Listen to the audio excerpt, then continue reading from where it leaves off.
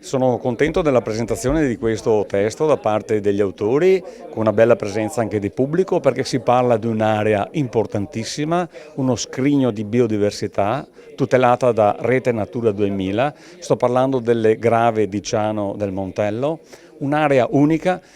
che è stata scoperta anche grazie al tentativo di trasformarla in una grande cassa di espansione. Noi siamo fortemente a favore della tutela di quest'area, quindi contrari a questa grande opera. È un'opera che deve essere fatta in aree dove creerebbe minor danno. Io ho sempre parlato ad esempio di Ponte di Piave, che era una delle aree che era stata individuata inizialmente, e quindi diciamo salvaguardiamo il fiume, la biodiversità, la sicurezza delle persone con scelte condivise anche attraverso la forma del contratto di fiume, ma non l'autorità, il pubblico non può imporre ai territori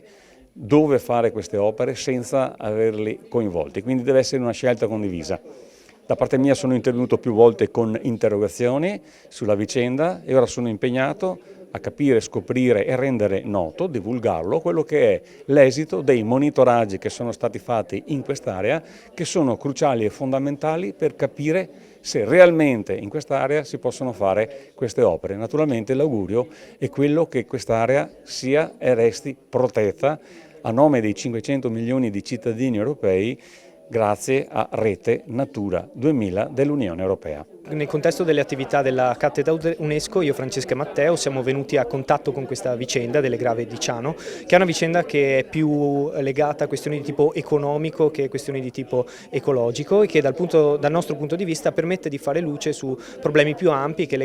riguardano il modo in cui decidiamo e vogliamo vivere l'epoca della crisi ecologica. In questo caso quello che abbiamo cercato di fare nel volume è stato dare un'esposizione, un riassunto di tutto l'iter legato alla vicenda, guardando ai punti chiave, mostrando come ci fossero nei passaggi tra i vari progetti delle mistificazioni, per cui inizialmente questi progetti di invaso dovevano farsi a Ponte di Piave, ma poi per interessi legati a Ghiaia e Prosecco sono stati spostati sulle Grave di Ciano, e mostrando come questa lotta, questa battaglia ecologico-politica si riagganci a battaglie ecologico-politiche che si stanno diffondendo in tutta Europa, in Francia con i Soulèvement de la Terre ad esempio, e con la quale noi cercavamo in un certo senso di mostrarci in sintonia, in armonia, per pensare un futuro ecologico, democratico, orizzontale e condiviso, dove le decisioni infrastrutturali non calano dall'alto ma sono partecipate e pubbliche. Ci tenevo insomma a sottolineare come è stato creato questo libro, quindi l'intento primario che ci ha guidato nella costruzione di questo testo. Si tratta letteralmente di un glossario, quindi di una raccolta di voci, quindi di parole che sono state scelte dalle varie autrici e autori che hanno partecipato alla creazione di questo testo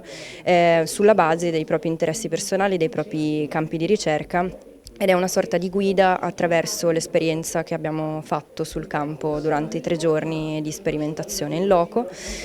con proprio l'intento di raccogliere una serie di voci, di prospettive che raccontassero, quindi creando una sorta di narrazione collettiva, questa vicenda delle Grave di Ciano, ma soprattutto mettessero in luce le specificità di questo territorio molto particolare e insomma che in questo momento necessita protezione, dato che sta accadendo quello che sappiamo stare accadendo. Per noi era molto importante dare un taglio a questo libro che non fosse prettamente accademico e che quindi che non si rivolgesse semplicemente ad un pubblico, possiamo dire, elitario e con determinate capacità scientifiche e interpretative, ma che fosse davvero accessibile a tutte e tutti. Quindi abbiamo cercato di raccogliere diverse voci, alcune molto descrittive e scientifiche,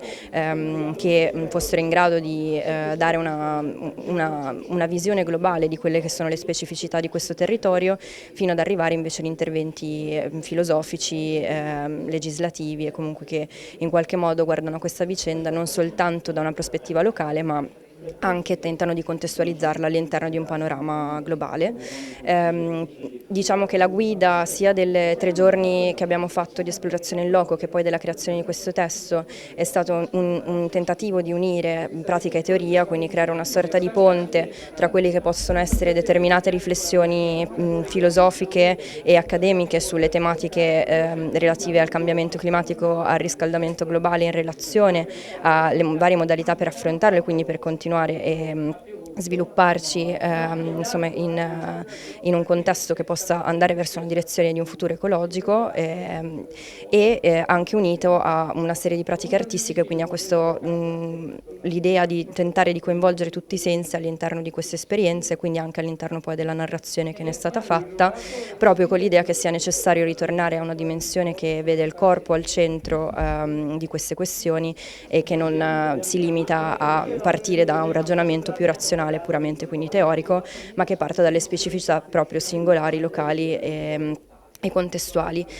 di noi fisicamente che attraversiamo degli spazi, che ci poniamo in relazione con ciò che ci circonda e quindi dell'ecosistema di cui facciamo parte.